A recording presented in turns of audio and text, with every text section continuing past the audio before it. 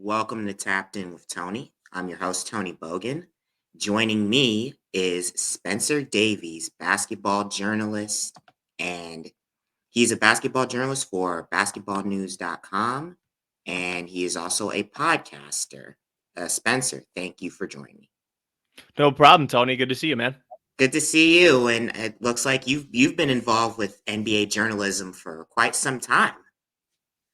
Yeah, no, it's crazy just kind of looking back on the journey. Like the first time I stepped into a locker room, it was 2013, and it was the time when Cavs had Kyrie Irving, they had Dion Waiters, Anthony Bennett was the number one pick that year. But like truthfully, like full time covering the team, like for the past, I don't know, say like 6, 7 years. I mean, shoot, my first finals was 2017, and that was already 6 years ago somehow. So. But it's cool. It's been a great journey. And not just with the Cavs. I mean, it's just connecting with people around the league, connecting with people overseas, and just kind of building those relationships with them. It's been a blast, man. And it's crazy just because, I'm in my early 30s now and I'm just like, where did the time go? Time goes by when you're having fun, man. And for those of you there, those that are probably tuning in for the first time, where are you from? And did you play basketball in high school? So I actually have been all over Ohio. So I was born in Menor. I grew up in North Royalton, Parma area.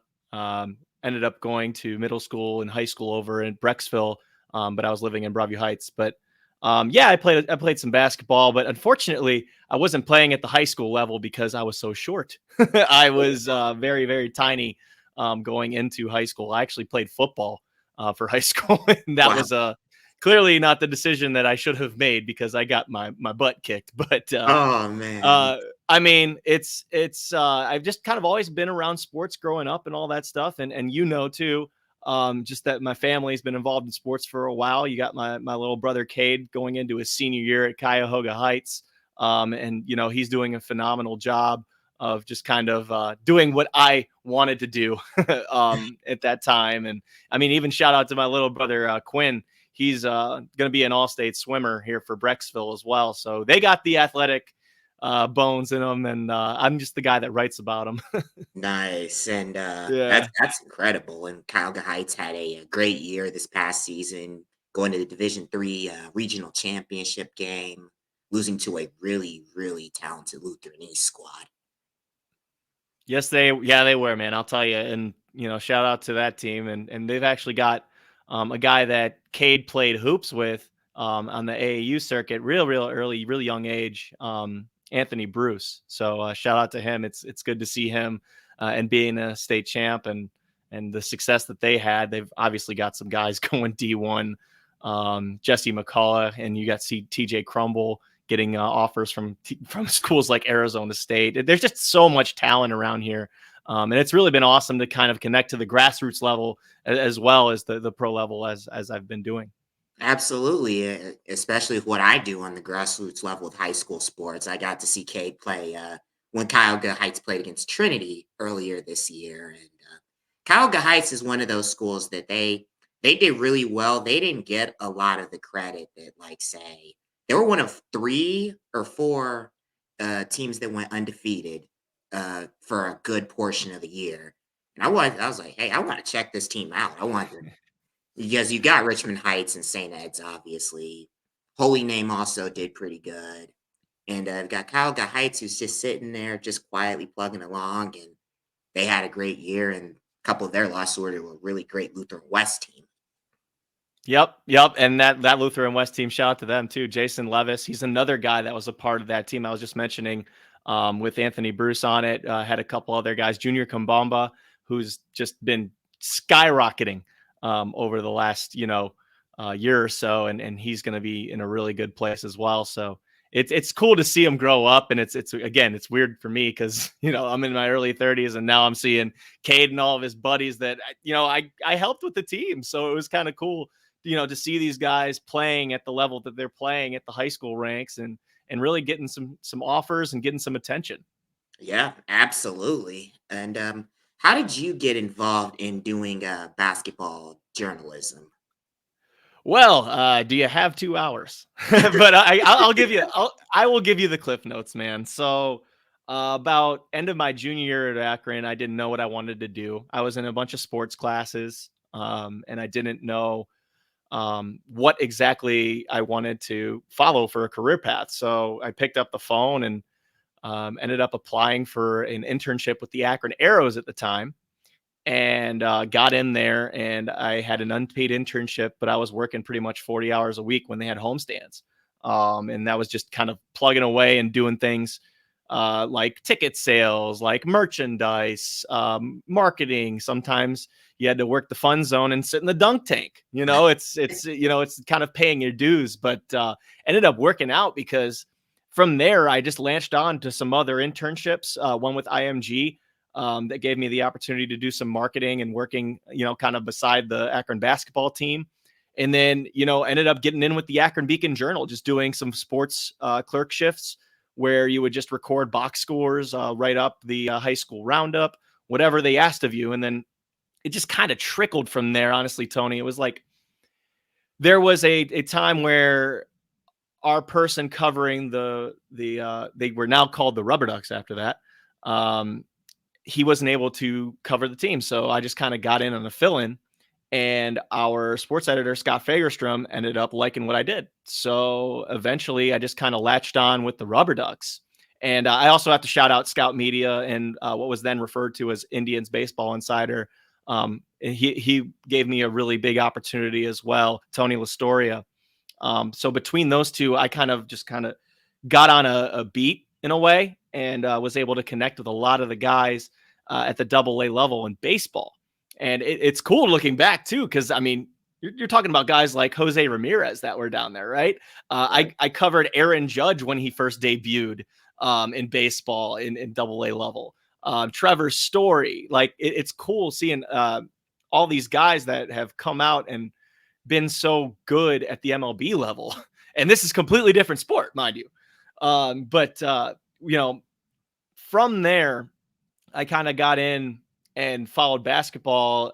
It really started on Twitter. I ended up getting a direct message from Sam Amico, and he wanted to launch his own site called amicohoops.net.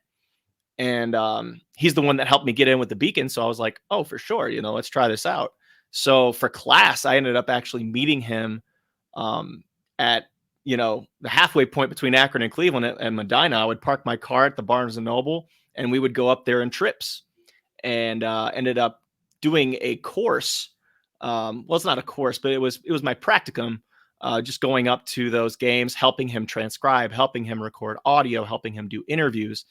And eventually I was just kind of able to get into my own, space and try to work up the courage to ask questions myself. And it just kind of all snowballed in that way, in a good way, to where I was able to maintain relationships and establish relationships with people in the Cavaliers organization. And then just kind of freelance from there, man. Freelancing around. I've done the digital production work at Fox Sports Ohio. It's now Bally Sports. That's kind of where I got my start in getting my foot in the door in the sports world. I'm glancing over a lot of stuff too, because my first job out of college was at 92.3 The Fan. And I was a producer there. I did sports anchoring with Nick Wilson and Kenny Kidd. I did some weekend shows. It's honestly about networking and meeting people, and then just using those relationships to kind of open up other doors for yourself, right?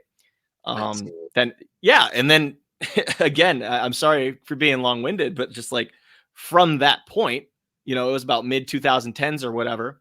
I ended up going to Basketball Insiders, and when I was at Basketball Insiders with Steve Kyler, he just opened up so many doors for me, man. So many doors for me.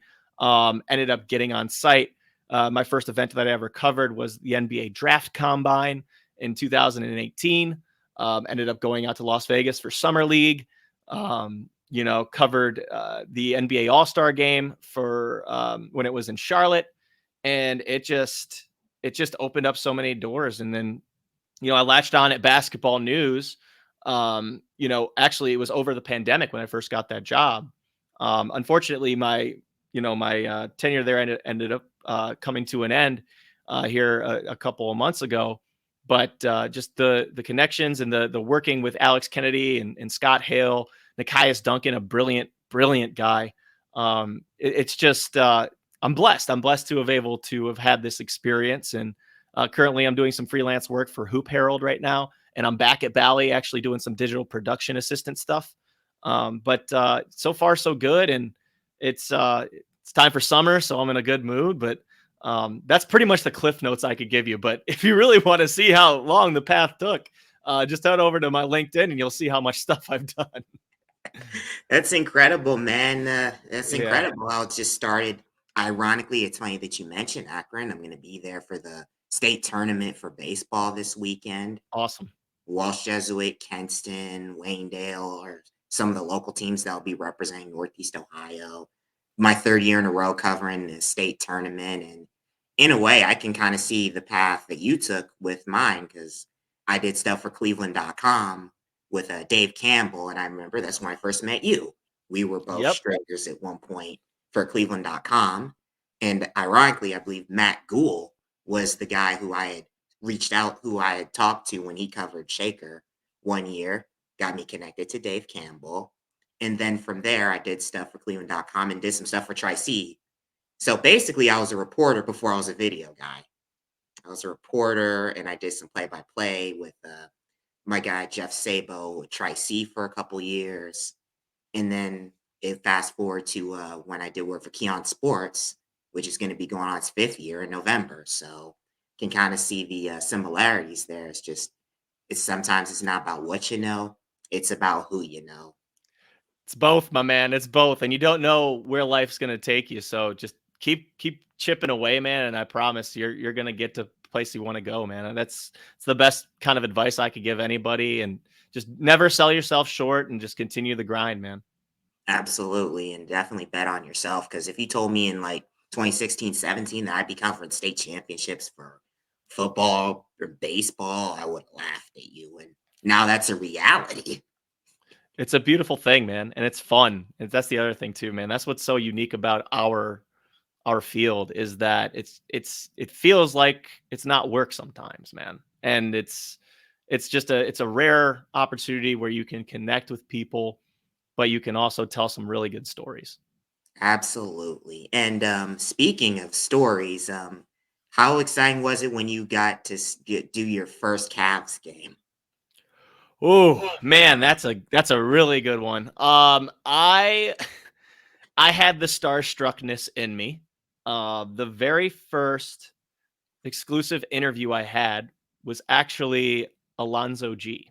Don't know if you remember Alonzo G, but he was a small forward for the Cavs when they were in the non-LeBron era. I Um, remember.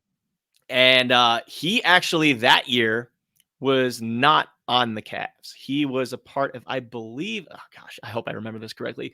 I think he was on the Denver Nuggets. And I was able to get a byline on foxsports.com, the Ohio region. And that was the first exclusive I got was with Alonzo. So that part I was able to kind of, do an okay job. But you really don't know how the natural feel of an interview is, right? The natural feel of being in a locker room of an NBA team. There are so many rules too that people don't know about when it comes to media. Like you're not allowed to take pictures. You're not allowed to record off the record conversations, all that stuff, right? And I had to learn that stuff. I did. I had to learn that stuff. But I think the experience of that, going to press conferences like with Coach Mike Brown when he was here in 2013, was very beneficial to me in knowing how to ask questions, how to frame questions, and kind of get the best responses out of people. And I think that's kind of been my strong suit here as of late. Is that I kind of consider myself an old school type of reporter, right? I'm very conversational. I don't like to ask questions. I kind of like to engage conversations, and it's because I genuinely want to know stuff like that, and I don't want to get a rise out of somebody. I don't want to get the gotcha questions that a lot of people ask these days. I'm not tabloid journalism. I'm not here to do gossip. I'm here to cover the game, and I'm here to learn about you, the human. And that's, I think, something that a lot of the people that I talk to, athletes, coaches, executives, I think that's something that they appreciate. Absolutely, especially in this day and age where you've got shock and awe with Mm, sports media. It's really rare that you get the ones who are just talk to you like a friend, talk to you like a friend, talk to you like your family, and that's honestly really cool. Thank you, man. No, I think that the thing that I've learned too is when you establish these relationships, you want to genuinely know that, let them know that you're there. You know, you're not just going away because a story's finished, right? You want to continue these relationships. You want to stay in touch. You want, like, you never know who someone's going to turn into, right? And you love to see their success, especially after, you write something on them or you do a feature for them. Prime example, Mikal Bridges, man. Like I talked to Mikal like 4 years ago, and did an interview with him when he was, third or fourth in the pecking order on the Suns. Picked up the phone this summer and gave him a call, did a nice long interview with him for Hoop Herald. And, he was just, happy to, to do it for me. And I was, very grateful for him to do that for me, to keep me, kind of out in the spotlight and out in the public eye as I'm trying to look for, a position here right now. And I thought it came out really well. Another person too, Xavier Tillman. I talked to him when he wasn't even on the Grizzlies at the time, in early February, I want to say it was. He was with the Memphis Hustle, their G League team. Steven Adams goes down. Xavier comes in. He's starting playoff games for him this year. People really appreciate when you genuinely care about them. And I think that is a big, big thing that a lot of young journalists need to take away, is to genuinely try to get to know these guys, know these women, whoever they're covering, and just maintain those relationships. And you're going to be better off for it because they're going to open up doors for you too. Absolutely. I got to interview when Malcolm Branham was at St. V. I covered Nice. him one time in a regional championship. He went to the NBA 2 years later. AJ That's Barner, right. Aurora. He's playing in Michigan, and that's a guy who's going to be in the NFL one day. You really Yeah. never know. So, And there's a lot of talent around here too, man. There's a lot of talent around here. yep. And what would you say is your favorite part? You said you were a producer at 923 The Fan. You were a Mhm. producer for Fox Sports, now Bally Sports. And what would you say is your most memorable and favorite experience thus far, be it covering NBA finals, interviewing a player, etc.? Favorite experience, hands down for me, has to be the party that I attended in 2018 at the All-Star game. We Mm, got into Dwayne Wade's Stance Sox party where they were playing spades. It was a spades tournament. And I like to go out and have a good time, right? I like to have a few when the task is done, right? So fair enough. it's just you walk into this place in Charlotte, and there's just NBA players everywhere. There's NBA legends everywhere. And you're not in a you're not in an interviewing setting, okay? You're in a social setting here. That was an eye opener to me. That you could get into one of these things, and these guys are just like us, man. They just want to let loose. They want to have a good time, and that was really fun. That was I extremely bet. fun time. You look over and Russell Westbrook and James Harden are playing some cards. You look over to your right and Kemba Walker's wearing a starter's jacket, Hornets jacket, and eating some food. This is funny. I talked to John Collins that night about the dunk contest, when, I don't know if you remember this, but it was a pretty bad it was a pretty bad rendition of the Wright brothers. He tried to Uh, jump over an airplane, a wooden airplane, and he got stuck, and he had the whole look on it and everything like that. And oh man. John somebody I interviewed his rookie year, and I go up to him, I'm like, so, you know, what were you thinking there? He's like, oh, did you like it? I'm like, it was all right. It was all right. So like stuff like that, I'd say would probably be the most memorable. But in a professional setting, I would probably have to say my starstruck moment, or my moment of, okay, this means I'm doing something right, was when the NBA announced that the All-Star game was coming to Cleveland. I think this was 2018 or 19, can't remember. But I went up to introduce myself to Commissioner Silver, and I was like, it's so good to meet you, sir. I've been doing this for a little while. I've been around the league, writing exclusives, covering the Cavs, covering the NBA, whatever. He was like, oh yeah, I know who you are. And I was like, heart pumping. I'm like, that was such a moment of, what's the word for it? It's not gratification. Exhilaration. It's gratifying, but Oh, gratification.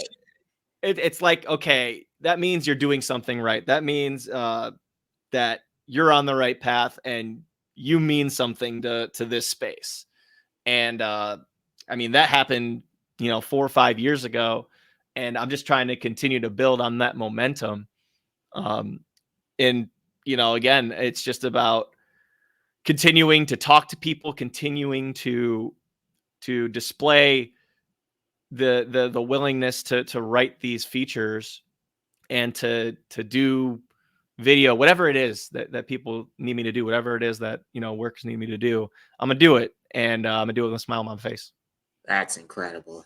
You're the first person that on this podcast that has gotten to meet the commissioner of the NBA. That Yeah, is yeah. That was interesting, man. And he is just as skinny as you thought. You see him on TV too. I'll tell you that he is like Slender Man. God.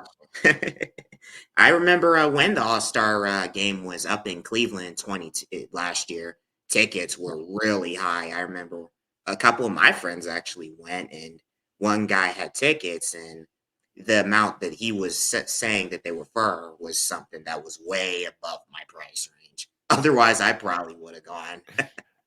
But Absolutely. I did get to meet Bill Walton, Pac Oh, 12, Conference of Champions, all around great guy. And Hall of Fame Austin Carr. commentator. Yep. And when WTAM was doing a booth there for the crossover, it was it was either one of the Wills and Snyder guys, it was Mark Munch Bishop, great radio veteran host, and Austin Carr. And what Mr. I get to Cavalier. do is those guys. Yep.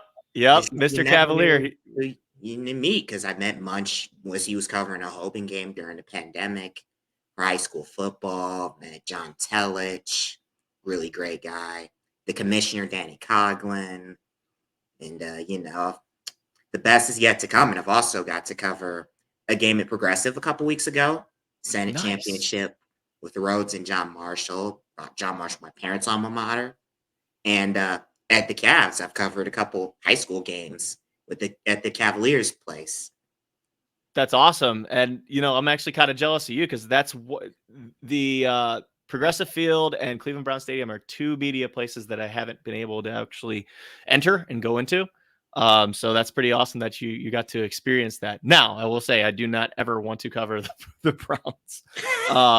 Just because, one, for my sanity, two, because I want to leave some sort of fandom for myself.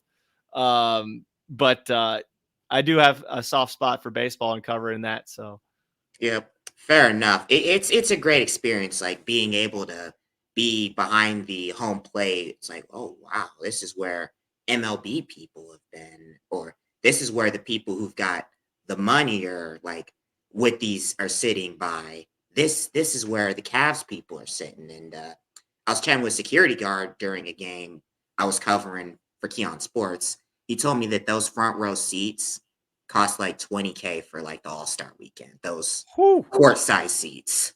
I was like, oh my God. And that is above my pay grade. And with football, I actually have been on the field, but it was when I was actually working for First Energy Stadium Okay. during 2017, a year we don't talk about, but that's another story. Parades were thrown. Parades were thrown, Tony. Parades were thrown. Yep. Oh, with that, I got to meet Jim Brown, RIP. Met him. Mm. I met a couple other people. So, sports definitely can open doors for you, which is, I definitely highly encourage people out there definitely do get involved, whether you're freelancing, getting video, doing podcasts. Definitely, because you never know what can happen. Yeah, and the biggest piece of advice that I would have, especially in this age, is to not limit yourself. Don't be just a journalist. Don't be just a video guy. Don't be just a podcaster. Do it all. Do it all. Because there are a lot of places that are valuing a multi-pronged type of skill set, right? And secondly, too, be persistent. The way that I got into the Akron Beacon Journal that we were talking about earlier, I sent over 30 emails, Wow. over 30 emails before they answered me. And I finally got an answer because I was just that annoying. And here I am today, right? So, Yep. so don't be afraid to push it a little. So don't be afraid to be annoying. That's incredible. While we're on the topic of podcasts, I believe you also have one of your own. So keeping it 94 with Brian Fritz. Currently, that's on the shelf at the moment. But yeah, no, we did a really solid job over at Basketball News. I thought that he and I had a really good chemistry with one another, and I'm completely open to continuing that with him. I feel like we don't bicker quite as much, but we have two different perspectives. So when you look at me, I'm a notorious fence sitter. I am not heavily opinionated in any way. You're extremely Uh, neutral. I am a very neutral guy. And that's with everything, honestly. I'm a very laid back. I'm very even keel, never too high, never too low.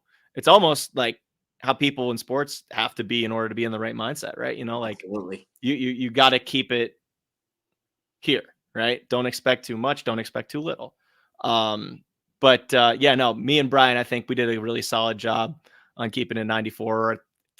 I don't know how many episodes we did, but we started it when I moved into my new place. So that would be January 2020, I think we started it. So we had a good run, man. But yeah, no, hopefully something picks up again. And I'd love to be a host, be an analyst, whatever somebody asks of me, man, because I'm a talker. Nice, nice. That's amazing. Spencer, we're running down near the end of the episode. Where can people follow your work? So currently, you could give me a follow on Twitter and Instagram. They're both at Spin Davies. But my work, a lot of it's on Basketball News, a lot of it's on Basketball Insiders.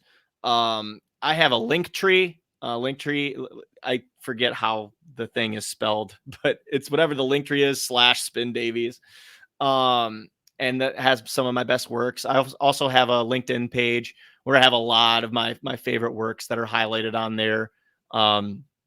Whether it's features, whether it's, interviews over Zoom, whether it's one of my favorite things that I did was All-Star Weekend 2019 Chicago. Colin Sexton was ribbing me because I was missing so many shots. We did a shooting contest between media members, and he was commenting the whole thing. Oh That man. Yes, yeah, no. So I had to do that, and I had to shoot over Taco Fall from a chair. It was an interesting day, but there were those types of things on there. Live shows that I've hosted, whatever you can think of. Pretty much, I have some old articles from the Rubber Ducks days. I think the top article I have on there was one of my interviews with Yandy Diaz, who's one of the top players in MLB for the Rays right now. So it's pretty cool seeing Yandy do well, but. Yeah, I have a bunch of my work over on LinkedIn. I think that's probably the best place you can find it. I also have a Wix site. If you just Google it or whatever, but I'd say that's pretty outdated at this point. Gotcha. Spencer, thanks for coming on Tapped In with Tony. And for those of you watching on YouTube, make sure you subscribe below. And Tapped In with Tony is available on Spotify, Apple Podcasts, and all streaming services. Thanks for having me, Tony. Appreciate you, man. No problem.